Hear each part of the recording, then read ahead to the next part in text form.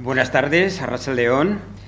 Muchas gracias a Fernando y a Javier por haberme invitado. No es la primera vez que vengo a Vitoria a participar en este tipo de jornadas que espero que sean útiles para avivar el pensamiento y para perturbar las normas más estrictas y establecidas. Y nada, como veis por esta diapositiva, donde se anuncia el título, voy a tratar de plantear las relaciones entre cuestiones que afectan al concepto de raza y también de etnia, sobre todo desde la perspectiva de aquellas poblaciones que han sido ninguneadas o invisibilizadas, ¿no?, por la mayoría blanca a lo largo de la historia, aunque yo me voy a centrar obviamente en periodos mucho más recientes. Pues la cuestión de la raza es fundamental, sobre todo desde la perspectiva de aquellos cuerpos racializados, ¿no?, que son vistos como cuerpos prescindibles, cuando no cuerpos, digamos, que merecen ser rechazados, ¿no? Tendré en cuenta, obviamente, la perspectiva de las aportaciones artísticas y la de la disidencia, tanto sexual como disidencia de género. Entonces, voy a poneros algunos ejemplos, porque hay bastantes más, ¿no?, pero trataré de poner algún ejemplo del ámbito, digamos, del espacio cultural árabe y o musulmán, también del ámbito que se refiere a India, concretamente pondré algunos ejemplos de ese país, ¿no?, y me referiré finalmente también a América Latina, o a Via Yala, que es un término que no sé si os suena, pero que cada vez está más presente en los estudios en torno a este concepto que llamamos América Latina, pero que es una invención claramente europea y occidental, y desde muchos sectores del continente que los europeos dijeron haber descubierto, pero que en realidad no descubrieron, sino que inventaron, que es distinto, ¿no?, pues consideran que un término mucho más oportuno es el de Abya Yala, por ejemplo, ¿no?, u otros, que también hay otros términos, no es el único que se emplea para reivindicar una territorialidad desde una perspectiva indígena, por ejemplo. Y también finalmente pondría algún ejemplo relativo a, digamos, a una parcela de los mundos africanos. Particularmente me detendré en una artista en la que plantea la cuestión de raza, también relacionándola con la disidencia sexual y demás, ¿no? Bueno, me imagino que después de las clases que seguro que Fernando y Javier os imparten, ¿no?, ya todo el mundo debe tener claro que la historia del arte, es decir, los relatos, las narrativas que se han escrito, que son numerosísimas desde hace muchísimo tiempo en torno al arte, y bueno, y claramente también en torno al arte del siglo XX, es una historia del arte que es patriarcal, es decir, ha sido escrita pensando fundamentalmente en un sujeto que es el sujeto masculino, digamos que es el sujeto dominante, el sujeto hegemónico, y digamos ese patriarcado fundamentalmente ha repercutido negativamente en las mujeres, ¿no?, aunque yo creo que también repercute negativamente en los varones, ¿no?, pero es una cuestión que si queréis luego podemos discutir, pero fundamentalmente las más afectadas han sido las mujeres, ¿no? Esta historia del arte no solamente es patriarcal, sino que es una historia heterosexista, está pensada fundamentalmente en los valores que, digamos, rodean al varón heterosexual. Podría poneros muchísimos ejemplos. Picasso es el archiconocido, ahora que está tan en boga por las celebraciones que tienen que ver con bueno, con el aniversario de su muerte y demás, ¿no?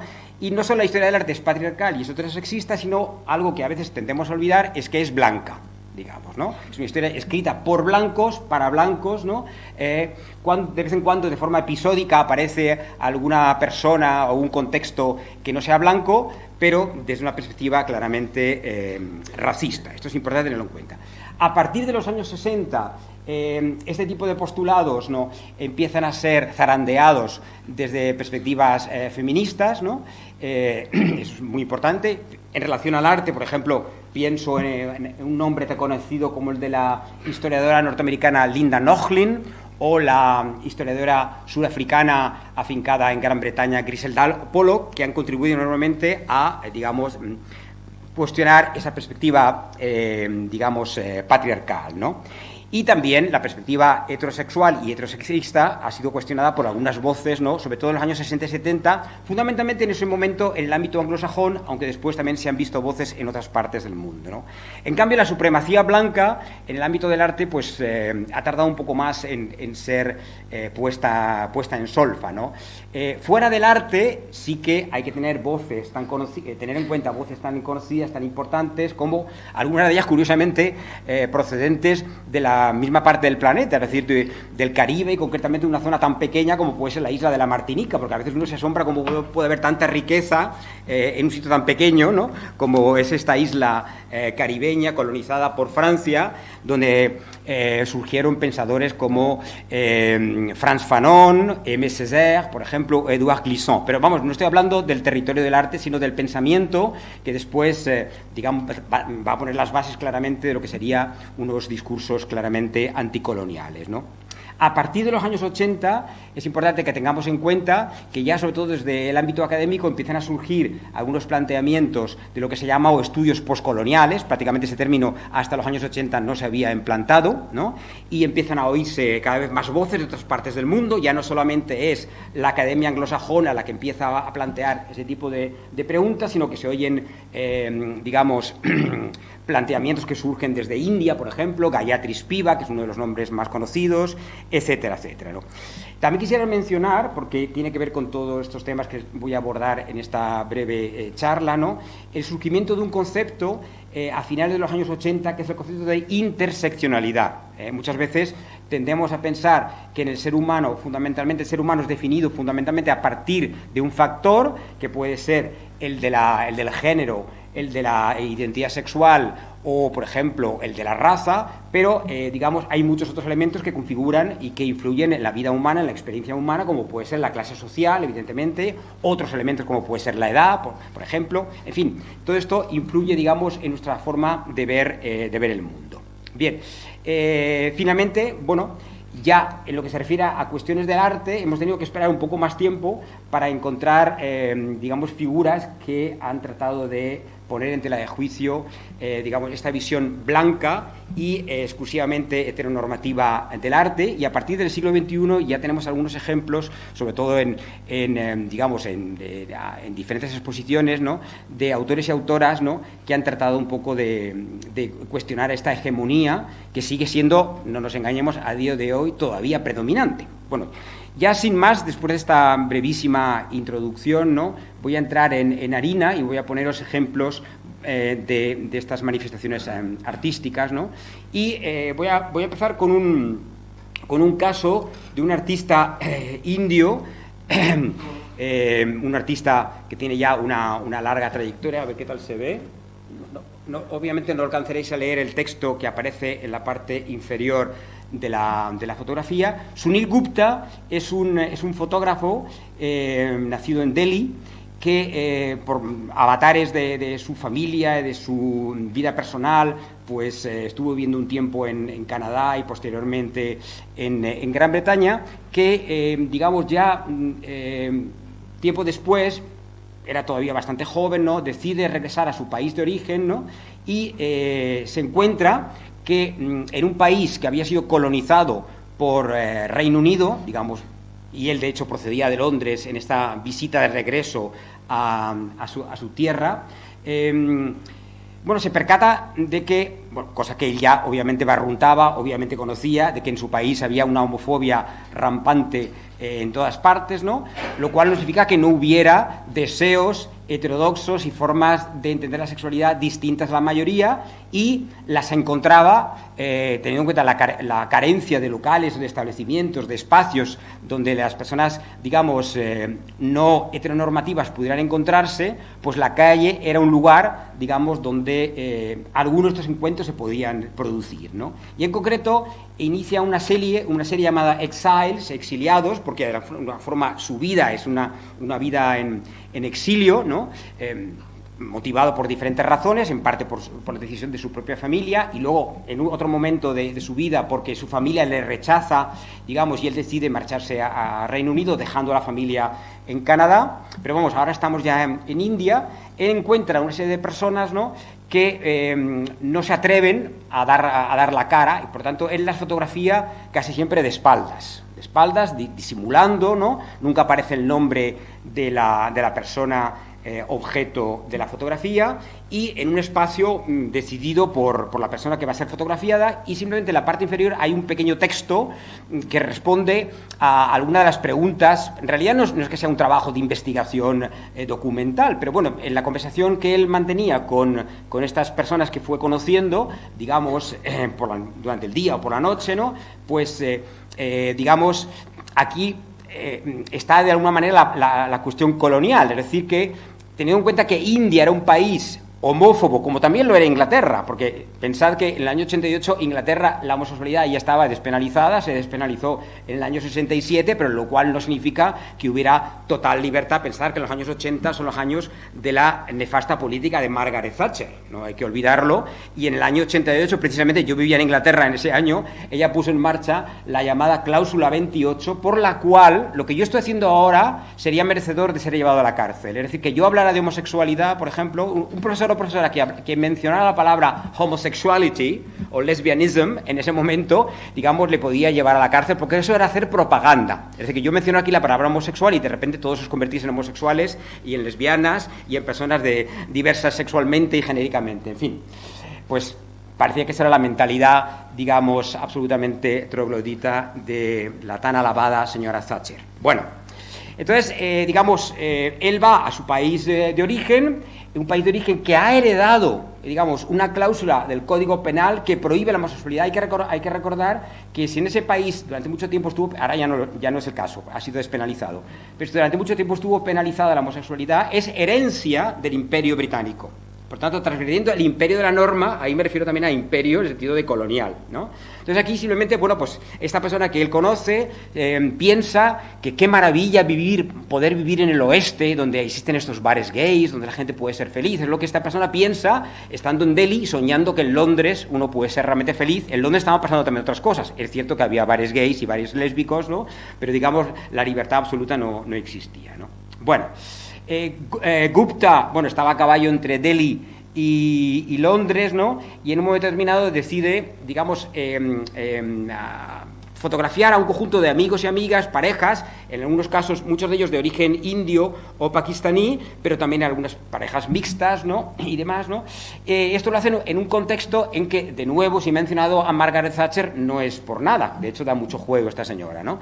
Es por el hecho de que ella consideraba que era inimaginable que alguien pudiera hablar de una familia que no fuera la heterosexual. Entonces, cualquier familia que fuera diferente a la heterosexual era pretended, o sea, una supuesta familia y de relaciones familiares, digamos, que no eran verdaderas realmente, ¿no? Entonces, él se empeña en fotografiar a estas parejas que existían, pero que no se querían ver en ese momento, ¿no? Esto es una composición en la que tenéis la fotografía en color de la pareja de Marras, en el medio hay un fragmento de un poema donde él en ese momento se estaba separando de su compañero sentimental, ¿no? Y a la derecha un fragmento de otra fotografía en blanco y negro que muestra algunas de las protestas que se daban en Londres en ese momento, justamente contra las políticas de la señora Thatcher, ¿no? Aquí tenéis otra pareja de dos mujeres en otro lugar de la capital británica y siguiendo un poco el mismo esquema con ese poema en el medio y digamos imágenes también de una protesta que fueron bastante sonadas, ¿no? Gupta todavía no tenía, digamos, un discurso anticolonial fuerte, digamos, era algo incipiente, ¿no? Digamos, pero tened en cuenta que él era de origen indio, que vivió en el país, digamos, cuyo imperio había dominado su país de origen, vuelve a su país de origen y se encuentra con algunas personas que admiran el país en el que vive, digamos, sin darse cuenta de que el país en el que vive, digamos, en Reino Unido, es el país que en parte ha generado algunos de los males, digamos, del país colonizado, que trata de sacudirse, digamos, este peso colonial. Bueno, también en la India, posteriormente, estamos hablando de una generación posterior, surge un artista en Mumbai, una artista lesbiana, que hace un conjunto de cortos y de películas donde trata de buscar narrativas propias, o sea, utilizando el lenguaje del cine, de la televisión, que mayoritariamente se podía ver en la en la India en ese momento, dicho por ella misma, ¿no? Era muy frecuente encontrarse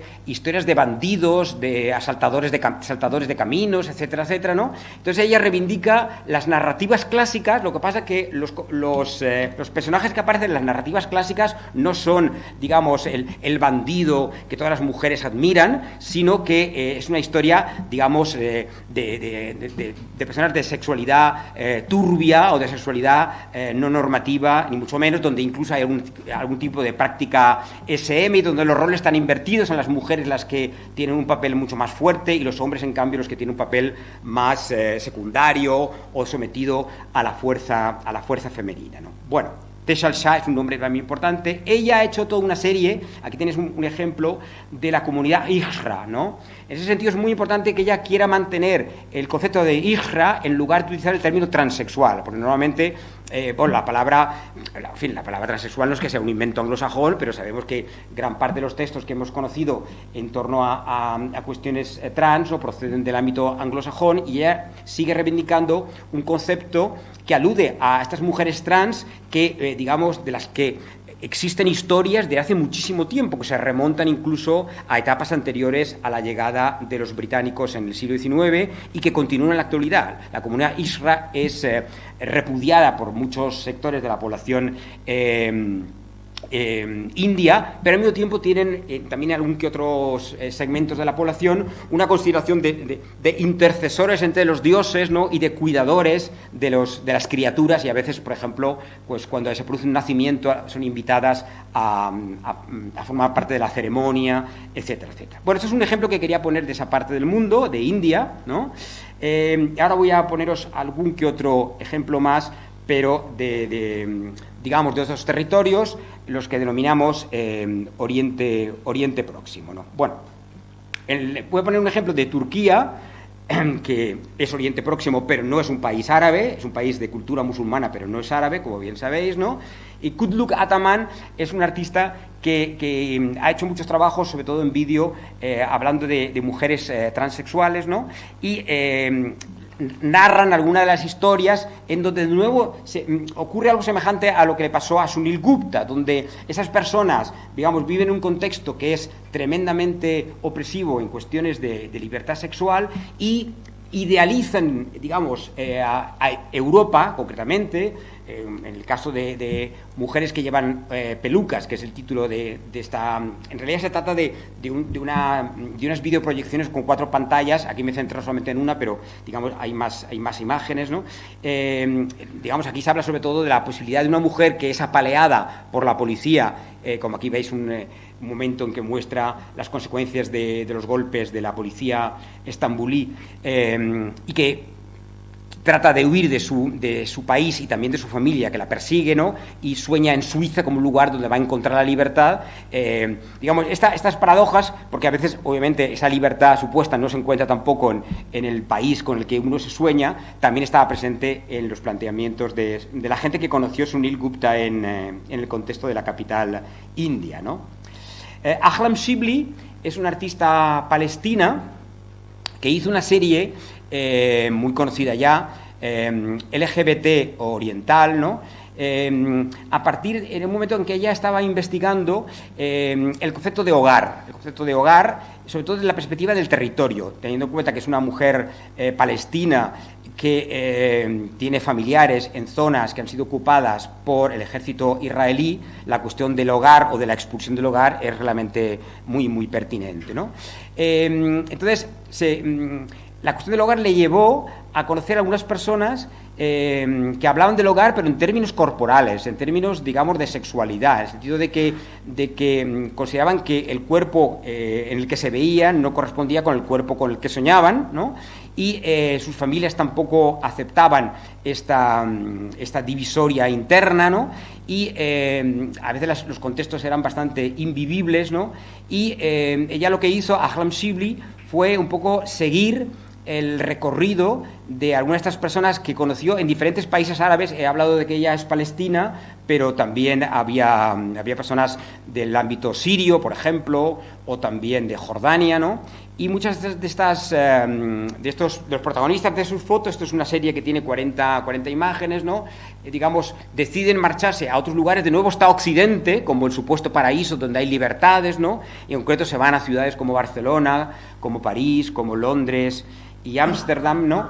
Y encuentran que en esas ciudades también hay comunidades, ¿no? Porque son claramente represivas. O sea, también hay personas intolerantes, ¿no? El ejemplo español es clarísimo. Antes Sejo ha aludido a esta violencia que continúa y todos los días en prensa podemos encontrar casos de personas apaleadas por ser gays o lesbianas o por ir cogidas de la mano por la calle, etcétera, etcétera. Hoy mismo La Vanguardia, que he estado leyendo esta mañana, venía un caso de unos chicos en Granada, pero en cualquier otra parte del territorio del Estado español, en Euskadi también seguro. Bueno, entonces digamos, tenemos esta paradoja. Uno sueña con un país donde hay unas leyes que supuestamente son más tolerantes, más abiertas y tal, pero también se encuentra con rechazo en diferentes ámbitos, en diferentes lugares, ¿no? Y digamos, lo que hace Ahlam Shibli es fotografiar a estas personas, digamos, llevando un tipo de ropa o con una apariencia que no pueden mostrar, digamos, ante sus familiares, ¿no? O ante su comunidad de vecinos, porque, digamos, serían rechazadas de una forma, digamos, brutal, ¿no? Es una cuestión también muy interesante la que plantea Shibli. Siguiendo en el ámbito, en este caso árabe, ¿no? Un artista libanés, Ahram Satari, él tiene un proyecto muy interesante porque son fotografías, digamos, como veis ahí hay dos fechas, los 50 y 2007. 2007 es cuando Ahram Satari, digamos, imprime estas fotos, ¿de acuerdo? Pero la foto original procede de los años 50. En realidad, esta y las que vais a ver a continuación son fotografías tomadas por Hashem el-Madani. Hashem el-Madani es lo que siempre hemos llamado, digamos, como el fotógrafo del pueblo, digamos, el que tiene un estudio y donde todo el mundo desfila por su estudio para hacer las fotografías, pues, de la comunión, de los carnet de identidad. Estoy refiriendo a los años 50. Hoy en día, evidentemente, esto está en vías de desaparición, si no ha desaparecido ya del todo, ¿vale? O de una boda, de un momento señalado, de un bautizo, ese tipo de ritos, ¿vale? De origen religioso en su mayoría inmensa, ¿no? Bueno, entonces, he sido cuenta de que resulta que en los años 50, pensemos en esa mirada occidental, digamos, supremacista, que dice, bueno, nosotros somos los que nos hemos inventado la libertad sexual y en países atrasados como los árabes no puede haber libertad sexual. Bueno, pues esto pasaba en un estudio de una ciudad, Saída, en la costa libanesa, digamos, en los años 50. O sea, había personas que querían aparecer, pues, ¿por qué razón querían ser fotografiados? ¿Eran gays? ¿Eran lesbianas? ¿O no lo eran? No tenían una identidad clara, porque esos son términos de que en Europa queremos implantar e imponer a los demás. A lo mejor no tenían necesidad de llamarse gays o lesbianas o ningún otro apelativo, ¿no? Pero querían aparecer de esta forma, ¿no? Bueno, pues estas son realidades de los años, ya digo, 40, 50, que Ahram Satari descubrió. Él es de Saída y conoció a Hashem el-Madani como el fotógrafo del pueblo, y entonces, digamos, le pidió permiso para reproducirlas y para trabajar sobre ellas, ¿no? Y para hacer una especie como de archivo de las disidencias sexuales, ¿no?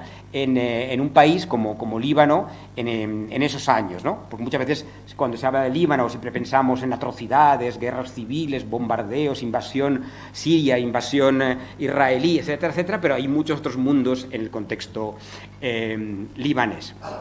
Bueno, he puesto el ejemplo indio, una casuística india corta, luego también la de Próximo Oriente, y ahora vamos a entrar un poco en el ámbito, digamos, de América Latina. Fijaros que aquí he introducido un concepto que antes no he explicado, el de decolonial. Vamos a ver, durante mucho tiempo los estudios en torno a la relación de poder y de dominio de las metrópolis con respecto a las colonias conquistadas, ¿no? Procedían fundamentalmente del ámbito anglosajón o francés. Casi todos los estudios venían, ya digo, de estos países, ¿no? Y hasta que aparece un conjunto de voces en América Latina fundamentalmente, algunas de ellas ya en los años 90, que dicen, bueno, es que antes de que existiera el Imperio Británico, antes de que existiera el Imperio Francés, antes de que existiera el Imperio Belga o el Imperio, por ejemplo, holandés, ya los españoles y los portugueses, digamos, ¿no? Pues sabían mucho en materia de imperio, porque, digamos, ¿no? Obviamente, a partir de finales del siglo XV, pues hubo una verdadera ocupación militar, económica, cultural, epistemológica del pensamiento europeo, español y portugués en esa parte del mundo, ¿no? Entonces, ponen parte del hincapié y del énfasis en todo esto e insisten en algo que es importante. Y es que desde la perspectiva de estos investigadores, por ejemplo, pienso en Aníbal Quijano en el Perú, o por ejemplo Silvia Rivera Cusicanqui en el caso de Bolivia, ¿no?, que insisten mucho en la ecuación de que toda modernidad es colonialidad. Muchas veces la palabra modernidad tiene una prensa estupenda, parece una palabra intocable, todo el mundo aspira a la modernidad, a ser moderno, porque la modernidad trae el progreso, es el futuro, son los avances, etcétera, etcétera, pero ellos sostienen la idea de que bajo toda modernidad se oculta la colonialidad, porque la modernidad europea tiene esa base colonial, de la explotación de territorios colonizados en América y en otras partes del mundo, etcétera, etcétera. Bueno, por eso ese término es importante. Esto lo he puesto porque es un colectivo de artistas lesbianas argentinas, ¿no?, aunque una de ellas es bisexual, las otras dos son lesbianas, que han trabajado mucho ese tipo de cuestiones, ¿no?, y donde claramente emplean el concepto de colonización referido a tres imágenes de mujeres, ¿no?, y claramente con una alusión muy directa a las famosas carabelas, ¿no?, que Colón llevó a las Américas, la Santa María, la Niña, la Pinta. Obviamente es una forma también de deconstruir los estereotipos en torno a la feminidad, etcétera, etcétera. Bueno, pero voy a detenerme un poco más en el caso de Giuseppe Campuzano, que es un artista peruano que inventó un proyecto fascinante que se llamó Museo Travesti del Perú, donde él, considera que toda peruanidad, o sea, toda característica de cualquier persona que habite en el Perú es un travestismo. Es decir, él considera que la cultura en la que él nació, en la que él vivió, murió muy joven, lamentablemente, es una cultura, digamos, que es fruto de tres hibridaciones: la de los pueblos originarios, la de la etapa de la colonial de la ocupación española, ¿no?, y lo que sería el Perú contemporáneo. Entonces, en este caso, por ejemplo, hacen todo un trabajo de investigación recuperando, digamos, el trabajo activista de las comunidades trans en la ciudad de Lima, por ejemplo, ¿no? Esto es una instalación que hizo para Santiago de Compostela, donde cogía elementos procedentes de las culturas anteriores a la llegada de los conquistadores españoles, como la cultura inca o la cultura mochica, donde se veían manifestaciones sexuales. No lo veréis muy bien porque es un poco pequeña, pero aquí hay figuras que están practicando sexo donde es muy difícil saber si se trata, son personas indígenas, si son hombres, mujeres o personas que no se definen bajo ese binarismo estricto de género. Esto es otra de las partes de esa instalación, donde se ve la reproducción de una vasija también de la cultura moche, donde se ven ese tipo de prácticas sexuales, ¿no?, etcétera, ¿no? Y aquí también este puzzle que hizo Campuzano, digamos, donde aparecen mezclados representaciones de deidades o vírgenes españolas, ¿no?, con personajes, digamos, ¿no?, de las comunidades trans actuales, ¿no?, y otras alusiones a etapas anteriores, ¿no? Por tanto, esas fusiones que para él son realmente muy importantes, ¿no? Aquí aparece el mismo Giuseppe Campuzano como una virgen dolorosa, ¿no?, y está rodeado de una especie como de ingesta un poco, digamos, difícil, ¿no?, de teoría, porque aparecen desde términos como el de poscolonialidad, otros que aluden a, digamos, a estudios que tienen que ver con la idea de cuerpo, la idea de pornografía, cuestiones que a él le preocupaban mucho y que de alguna forma es un intento de rebelarse ante el impacto de las teorías que procedían de Europa o de Estados Unidos a la hora de definir a los sujetos racializados, ¿no?, aunque fueran disidentes sexuales, pero racializados, ¿no? Bien, y ya queda poco para terminar, no sé cómo voy de tiempo. ¿Bien? Bien, bueno, eso es un ejemplo que he traído también del caso chileno. Sebastián Calfuqueo es un artista muy interesante. Alcadomo es un término de la cultura mapuche, que es la cultura indígena más significativa, la que todavía mantiene una comunidad importante, porque gran parte de las comunidades indígenas autóctonas fueron exterminadas por los españoles, por un lado, y luego también por los propios chilenos, cuando Chile se independizó, es decir, por las élites chilenas, ¿no?, a partir del 19, y muchas comunidades han desaparecido, como los Selknam y otros, ¿no? Alcadomo es un término que en la cultura mapuche alude a la competitividad que se produce entre diferentes hombres para nombrar al líder líder de esa comunidad, ¿de acuerdo? Entonces, lo que él hace es que, aquí aparece el propio Sebastián Calfuqueo, hay también un vídeo que lo podéis encontrar en internet, si os metéis en la página web de Sebastián Calfuqueo, veréis que está el vídeo de la acción, y él recorre diferentes lugares de la ciudad de Santiago, de Chile, donde él vive, ¿no? Él lleva un tronco alusivo a, bueno, pues a la proeza, llevar algo que es muy pesado, etcétera, algo que supone que solo los machos, muy machos y aguerridos no pueden llevar, pero el tronco está hueco, pero ¿por qué está hueco? No es porque no pueda llevar el peso, sino porque hueco en Chile es un término que se utiliza, un término despectivo para referirse a los maricones, fundamentalmente, y a personas que tienen una sexualidad desviada. Eso es importante. Y él lleva zapatos de color, ¿no?, alusivos a los colores del arco iris, ¿no? Aquí, por ejemplo, está en Plaza de Armas, bueno, lo que sería la plaza más importante de la capital chilena, ¿no? Y en muchos momentos del vídeo se puede ver como algunos de los transeúntes le lanzan invectivas, insultos, ¿no? Él tiene, digamos, en sus trabajos continuamente alude a las aportaciones de la cultura indígena, porque él es de familia mapuche, ¿de acuerdo? Pero al mismo tiempo, digamos, sus antepasados mapuches han rechazado la posibilidad de la diversidad, de la existencia de la diversidad sexual y de género en la cultura mapuche, ¿no? Digamos que han internalizado una homofobia que casi siempre se achaca a, digamos, a los países occidentales, en este caso al Imperio Español, ¿no?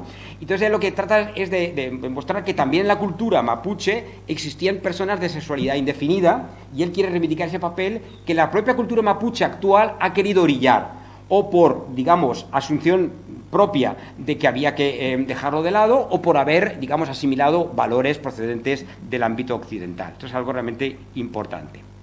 Y ya para concluir, ¿no?, voy a poner ese ejemplo de una artista muy conocida en Sudáfrica, que es Zanele Muholi.